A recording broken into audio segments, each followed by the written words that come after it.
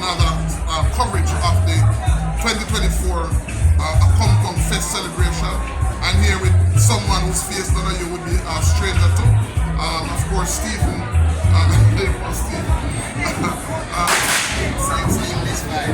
Stephen Golding, who is president of the UNI and also university lecturer, historian.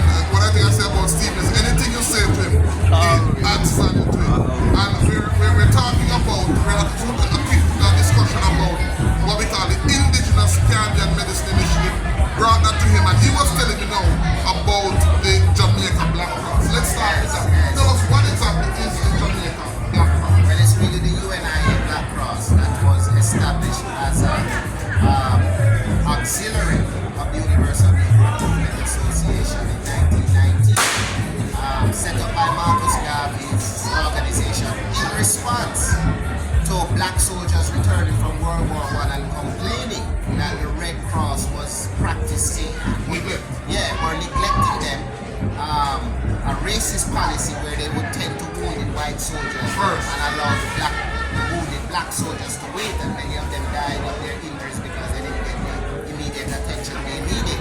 So Garvey's response wasn't to lambast the Red Cross, but was to say we don't need them, we will form our own Black Cross to tend to our public health needs. And he did it in a sort of paramilitary organization where they train primarily women, but now in the 21st century we've expanded beyond those gender boundaries. Teaching people about public health, certifying them in first aid, practical nursing. Some of them have gone on to become registered nurses, and so we're continuing in that tradition. It's not limited to Jamaica.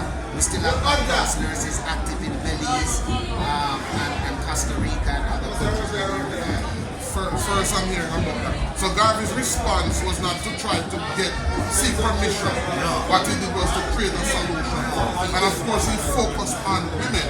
Because in our organization we talk about the importance of women as nurturers. And of course I'm sharing with you what we call the Indigenous Caribbean Medicine Initiative. Which is I can see how this can be complementary. Definitely, a lot of people forget the contributions that Africans made to medical science, even during the period of our enslavement. Europeans were dying from yellow fever and malaria. They learned to treat with that from the Africans who came over and knew about, what herbs and so forth. Even the fact that black people are prevalent to sickle cell, it is connected to our resistance to yellow fever and malaria. And we knew that, our ancients knew that from days before.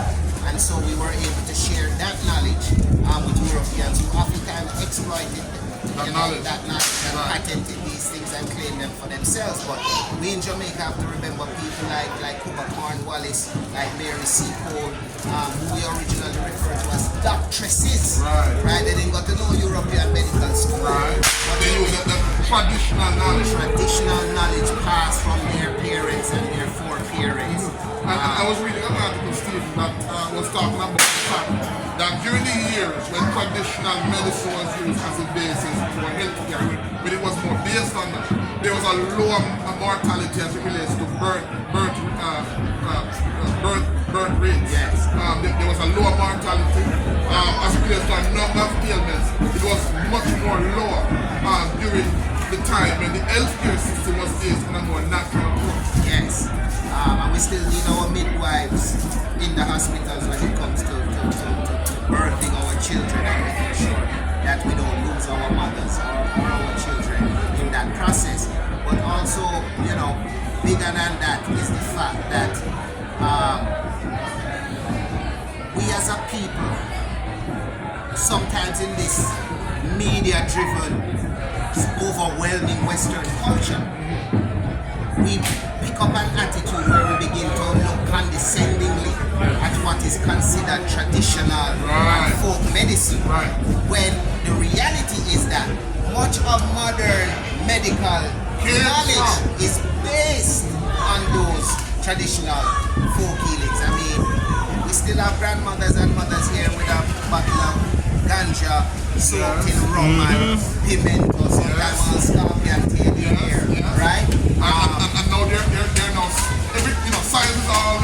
confirming the merits Yes. that are inherent in these practices, because what they always talk about is there's not enough studies to substantiate. But what more study do we need than decades of use and proof? Yes, don't underestimate the oral tradition, right?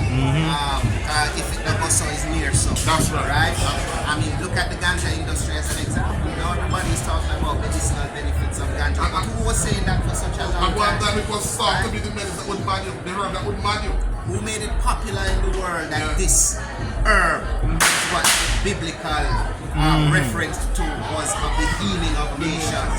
And now look at how many things they're finding out about cannabinoids, CBD, Confirming what was THC, being said. and so forth. So a lot of times, we wait for the outside world to see the fruit and wisdom and value in the things that we have known for so long, and we seek their approval, or their acceptance or their certification, when it is the reverse that actually applies, if you know history. Definitely. Well, I thank Steve, because we know we're going to move next into the next phase.